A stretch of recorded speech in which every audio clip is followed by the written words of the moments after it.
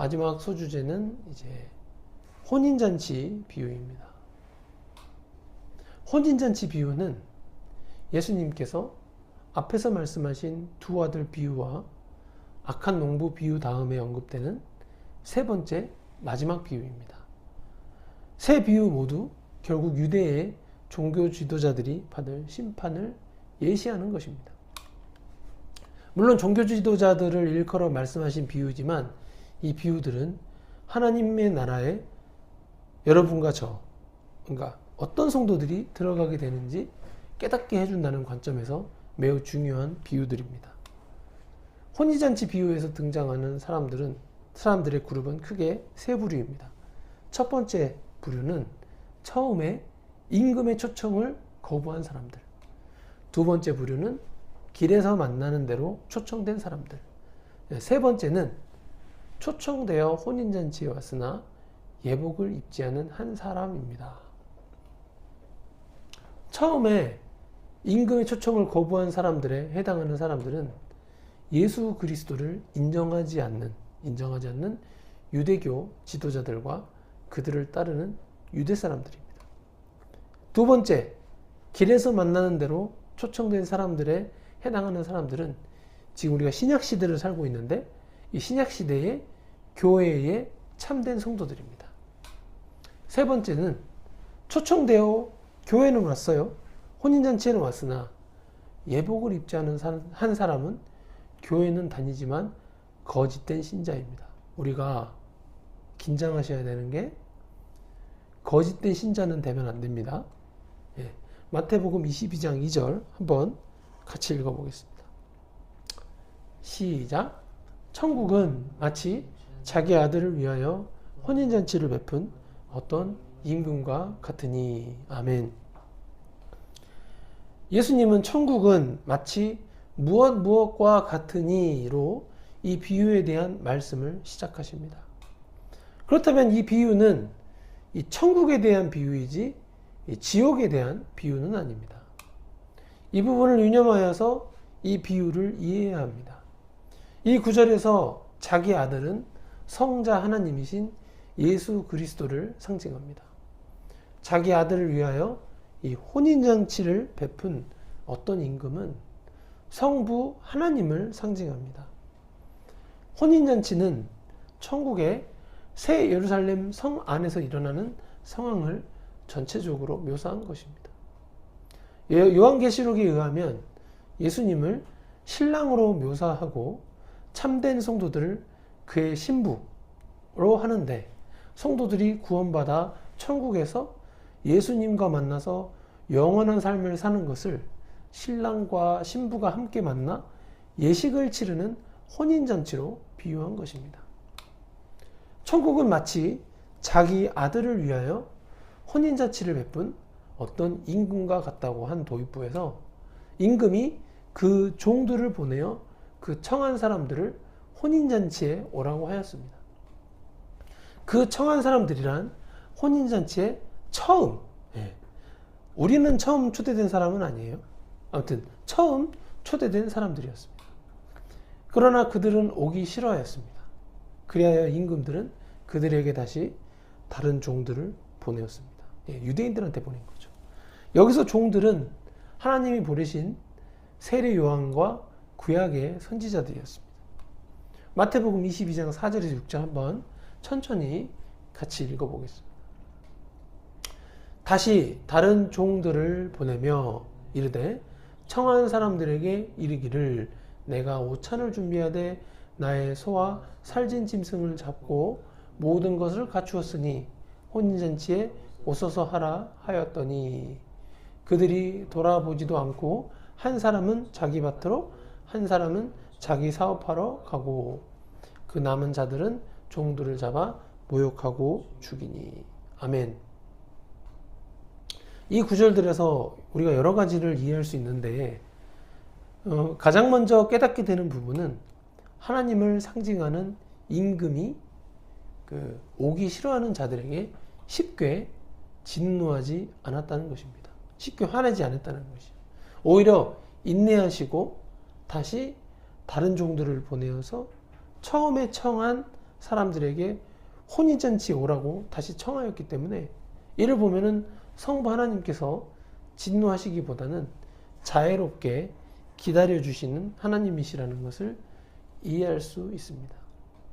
그럼에도 불구하고 처음 초청받은 사람들은 돌아보지도 않고 한 사람은 자기 밭으로 한 사람은 자기 사업하러 가고 그 남은 자들은 종들을 잡아 모욕하고 죽인다고 합니다. 자기 밭 또는 자기 사업하러 가는 사람들은 임금보다 자신의 생업을 더 중요하게 여기는 자들입니다. 시험 공부한다고 공부한답시고 주일날 교회 안 갑니다. 이러면 안 된다는 거예요. 네. 그리고 자신의 일을 중시하는 사람들 외에 남은 자들은 심지어 종들을 잡아 모욕하고 죽이기까지 합니다. 이 부분은 악한 농부 비유에서 언급된 부분과 중첩되는 내용입니다. 마태복음 22장 7절에서 8절 한번 천천히 읽어보겠습니다. 같이 시작! 임금이 놓아여 군대를 보내어 그 살인한 자들을 진멸하고 그 동네를 불사르고 이에 종들에게 이르되 혼인잔치는 준비되었으나 청한 사람들은 합당하지 아니하니. 아멘. 결국 임금은 노하였습니다. 화가 나셨죠. 그리고 군대를 보내어 그 살인한 자들을 진멸하고 그 동네를 불사르는 결정을 했습니다. 무시무시하죠. 임금의 종들을 살인한 자들은 선지자들을 핍박하고 미워하고 죽인 종교 지도자들을 의미하는데, 그들을 진멸했다는 것은 그들이 비록 성부 하나님을 믿는 유대교의 종교 지도자들이라 할지라도 예수 그리스도를 인정하지 않고 되려 선지자들을 죽였던 자들이기 때문에 그들이 지옥으로 던져진다는 것을 의미합니다. 물론 천국은 무엇과 같으니 라는 비유의 첫 구절 때문에 왜 지옥이 언급되는 것인가 라고 생각할 수 있습니다. 그러나 이 비유는 혼인잔치에 국한하여서 천국이 묘사되기 때문에 혼인잔치에 아예 오지도 않은 그 사람들은 하나님 나라가 아니잖아요. 그래서 이들을 진멸한다는 것은 그들은 결국 천국이 아닌 지옥에 던져 영원한 벌에 처하게 한다고 해석해야 합니다.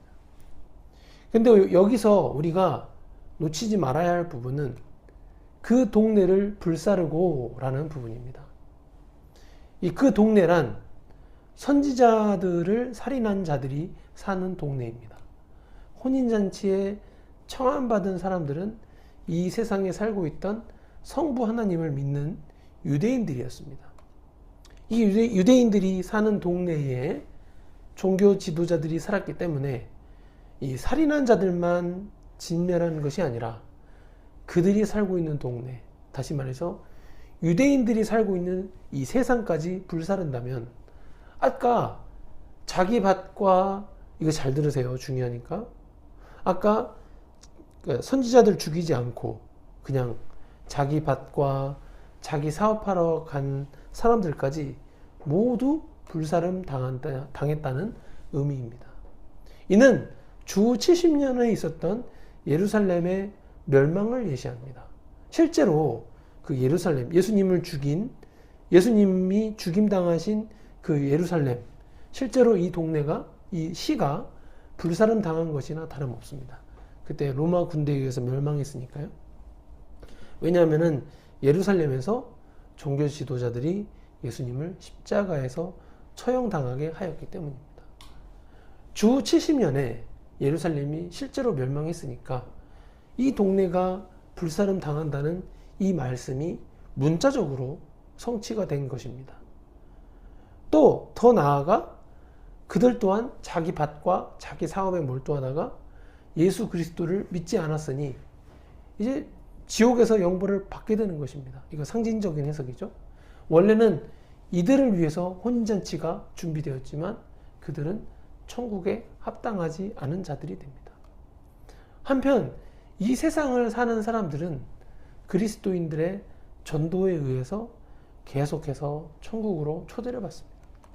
그러나 이 세상 사람들은 자기 땅이나 자기 사업, 또 우리 형제님 친구들 공부한다고, 게임한다고 다 놀러 나가잖아요. 그게 다 자기 사업이거든요. 게임하는 거, 유튜브 보는 거, 예수 그리스도를 안 믿고 공부하는 거, 이런 거 다 자기 사업을 해야 한다는 이유로 교회에 오라는 이 천국 초대를 우습게 여깁니다. 예. 교회로 오라고 하면 이상한 사람처럼 생각하는 사람 많죠. 그들의 마침 또한 그 동네가 불사름 당한 것과 같이 이제 상징적인 해석인데 지옥으로 가게 되어 영벌을 받게 됩니다. 마태복음 22장 9절에서 10절 한번 같이 읽겠습니다. 내 거리 길에 가서 사람을 만나는 대로 혼인잔치에 청하여 오라 한데 종들이 길에 나가 악한 자나 선한 자나 만나는 대로 모두 데려오니 혼인잔치에 손님들이 가득한지라. 아멘. 결국 처음 청했던 사람들 말고 내 거리 길에 가서 사람을 만나는 대로 혼인잔치에 청하여 오라고 합니다. 전도죠, 전도. 이는 예수 그리스도의 복음을 전파하여, 예수 그리스도의 복음이 전파되어서 복음을 듣고 예수 그리스도를 믿기 위해 교회로 오는 자들입니다. 그래서 유대인뿐만 아니라 이방인들까지 모두 포괄합니다. 약한 자나 선한 자나 만나는 대로 모두 데려왔다고 합니다. 이것이 참 하나님의 은혜입니다. 여기 이거 한번 잘 생각해 보세요. 되게 중요한 부분인데, 인간적으로 생각했을 때는 선한 자만 혼인잔치에 오라 할 것 같은데 하나님은 악한 자도 데려오게 하십니다. 이건 뭐지? 그런데 우리가 여기서 헷갈리지 말아야 하는 부분은 이 구절에 의해서 의미하는 악한 자와 선한 자는 상대적으로 선과 악을 구분하는 것입니다. 아담의 원죄의 이유로 아담의 후손인 모든 인간은 하나님 앞에서 죄인이 되었습니다. 그러니까 모두 악해요. 그래서 그 어떤 사람도 선하지 않고 타락하여서 모든 인류는 하나님 앞에서 범죄한 자가 되었습니다. 모든 인간들은 태어날 때부터 죄인입니다. 그래서 이러한 죄인을 선한 자, 그러니까 선하다라고 할 수가 없습니다. 그러나 이 비유에서 언급된 악한 자와 선한 자는 모든 인간들이 악하고 죄인이지만 그래도 선행보다는 상대적으로 악행을 더 많이 하는 악한 자들과 상대적으로 착한 일, 선행을 더 많이 하는 자를 가리켜 악한 자와 선한 자로 분류한 것입니다. 그런데 진짜 은혜가 되는 부분은 혼인잔치에 비유되는 천국에 이 선한 자만 초청하는 것이 아니라 악한 자도 초청한다는 것입니다. 할렐루야. 그리고 선한 자만 혼인잔치에 들어가는 것이 아니고 악한 자도 혼인잔치에 들어간다는 것이 정말 은혜가 됩니다. 이는 인간의 구원이 오직 하나님께 달려있음을 보여주기 때문입니다.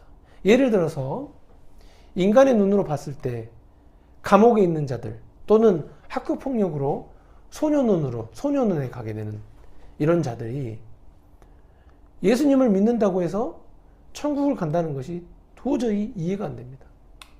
그들은 사회에서 법을 어겼고 분명히 세상에 감옥에 갔기 때문에 어떻게 보면은 성경에서 말하는 악한 자의 전형적인 예시가 될 수 있습니다만, 감옥에 갔어도 내가 사람을 죽일 수도 있죠. 내가 죽인다는 게 아니라 그런 일이 있으니까 감옥을 가는 거잖아요. 내가 감옥을 갔어도 죄를 진심으로 뉘우치고 예수 그리스도를 구주로 영접하면은 악한 자일지라도 그들은 천국 백성이 되는 것입니다. 이것이 바로 하나님의 자비이고 은혜와 사랑입니다. 물론 하나님이 공의의 하나님이시기도 하셔서 예수 그리스도를 믿지 않고 죽게 되면은 아무리 착한 일을 많이 해도 지옥을 가게 되지만, 죄를 뉘우치고 회개하고 예수 그리스도를 구주로 영접하면은 혼인잔치에 비유되는 천국으로 입성하는 것입니다. 그가 선행을 많이 했던 자이든지 또는 선행보다 악행을 많이 했던 자라고 해도 믿음으로 말미암아 예수 그리스도의 보혈로 예수 그리스도의 피로 우리가 죄 씻음 받아 천국에 가는 것입니다. 마태복음 22장 11절에서 13절 한번 같이 읽어보겠습니다. 임금이 손님들을 보러 들어올새 거기서 예복을 입지 않은 한 사람을 보고 이르되 친구여 어찌하여 예복을 입지 않고 여기 들어왔느냐 하니 그가 아무 말도 못하거늘 임금이 사환들에게 말하되 그 손발을 묶어 바깥 어두운 데에 내던지라 거기서 설피 울며 이를 갈게 되리라 하니라. 아멘. 그런데 다시 청함받은 사람들 가운데 그러니까 지금 혼인잔치 천국으로 들어왔잖아요. 하나님 나라에. 근데 그 가운데 예복을 입지 않는 한 사람이 발견되었습니다. 이거 되게 중요한 부분입니다. 임금은 그를 친구라고 부르지만 예복을 입지 않고 혼인잔치에 들어온 이유를 묻습니다. 그래서 그 예복을 입은 자가 아무 말도 하지 못해요. 왜 예복을 안 입었는지 말을 못해요. 말을 못하자 사환들에게 말하여서 그 손발을 묶어, 이게 손발을 묶으라는 거죠. 손발을 묶어 바깥 어두운 데에 내던지더라고 명령합니다. 고대 2000년 전에 고대 팔레스타인에서는 왕이 잔치에 참여할 손님을 위하여 미리 예복, 이런 겉옷을 준비했는데 이 예복을 입는 것은 그 왕의 혼인잔치를 존중한다는 의미였다고 합니다. 그러니까 고대 팔레스타인의 관행을 고려하면 이 예복을 입지 않은 것은 임금과 함께하는 혼인잔치를 왕을 무시하는 거죠.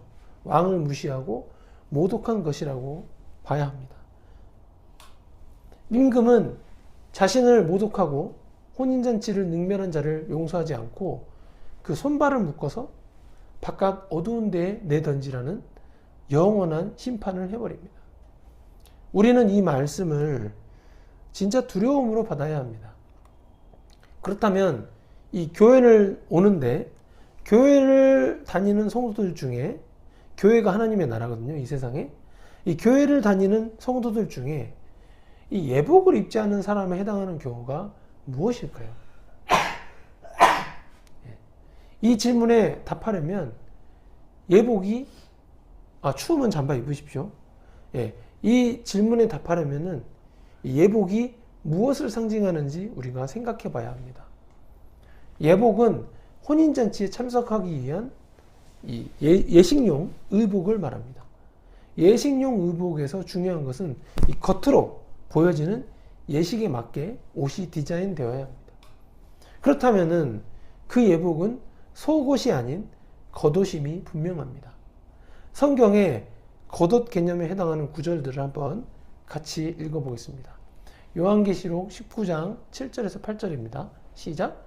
우리가 즐거워하고 크게 기뻐하며 그에게 영광을 돌리세.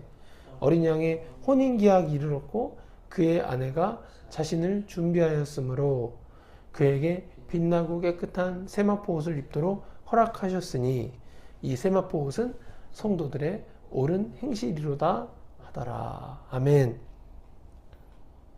요한계시록 19장 7절에서 8절은 어린 양의 혼인기약이 이르렀고 그의 아내가 자신을 준비하였으므로 라고 적혀 있는데 어린 양은 예수 그리스도이고 그의 아내는 참된 성도들을 의미합니다. 그에게 빛나고 깨끗한 세마포 옷, 세마포 옷을 입도록 허락하셨다고 되어 있는데 이 세마포 옷은 예수님의 신부가 되는 성도들에게 천국에서 입혀주는 이 신부의 겉옷을 말합니다. 물론 혼인잔치 손님의 예복이라고는 할 수 없지만 혼인잔치 손님은 신부는 아니잖아요. 근데 혼인잔치 손님의 예복이라고 할 수는 없지만 일종의 예식을 위해서 입는 겉옷이라는 특성은 같습니다. 그런데 이 겉옷인 세마포 옷은 성도들의 옳은 행실이라고 말씀하십니다. 그렇다면은 혼인잔치의 예복 또한 겉옷이라는 공통된 특성을 고려하면 성도들의 옳은 행실이라고 해석이 가능합니다. 결국 천국에 초대를 받아도 예복을 갖춰 입는 것은 예수 그리스도를 믿는 성도로서 이 세상에서 살아있을 때 옳은 행실을 한 삶을 의미합니다. 참된 성도는 예수 그리스도를 믿기 때문에 예수 그리스도의 계명과 가르침에 따라 삶을 사는 옳은 행실을 해야만 혼인잔치에 예복을 입는 참석자와 같게 되는 것입니다. 그러나 이러한 옳은 행실이 없으면 그는 거짓된 신자라는 것을 깨닫게 됩니다.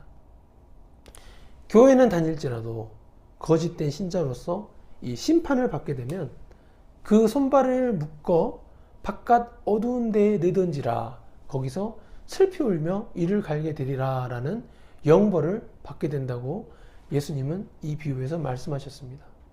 마태복음 22장 14절 한번 같이 읽겠습니다. 시작! 청함을 받은 자는 많되 택함을 입은 자는 적으니라. 아멘. 이 마지막 결론에 해당하는 이 마태복음 22장 14절은 제가 봤을 때 정말 충격적인 말씀입니다. 충격적이에요. 저는 그래요. 청함을 받은 자는 많다고 하지만 택함을 입은 자는 적다라고 결론을 맺으시기 때문입니다. 교회에, 물론 우리 교회는 개척교회라 사람이 적지만 우리 대형교회 다녀봤잖아요. 대형교회에 사람들이 그렇게 많은데 다 청함을 받은 자들이거든요. 근데 그들 가운데서도 택함을 입은 자들은 적다라고 결론을 맺으십니다.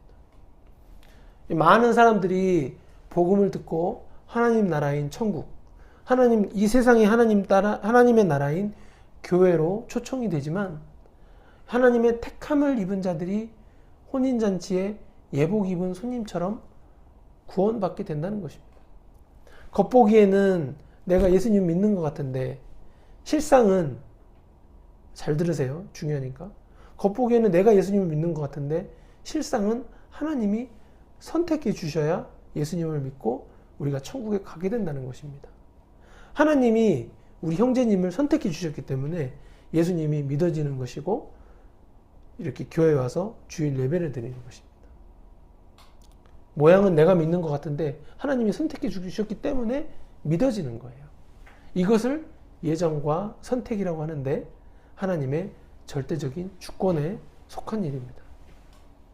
우리가 예수 그리스도를 믿고 이 천국에 가는 이 구원의 가치를 안다면 우리는 감사할 수밖에 없습니다.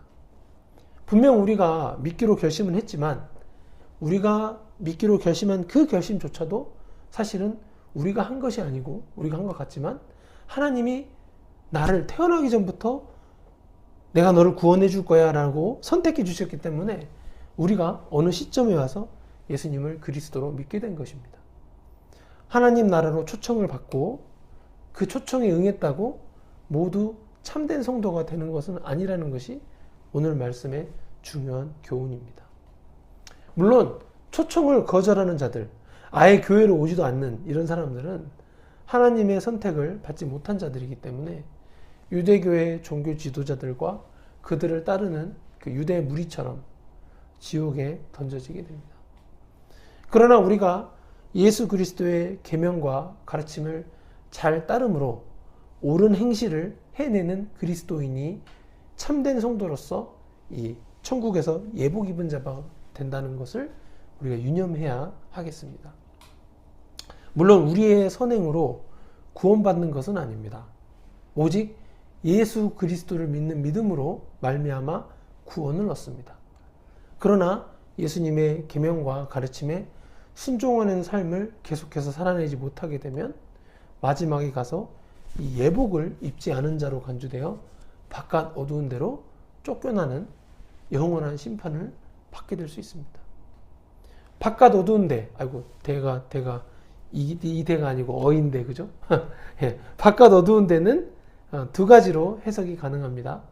첫 번째는 천국 공간에서, 천국이란 공간이 있는데 새 예루살렘, 천국 공간 안에 새 예루살렘 성이 있는데 그 새 예루살렘 성 밖이 될 수 있습니다. 둘째는 천국 공간이 아닌 지옥으로도 해석될 수 있습니다.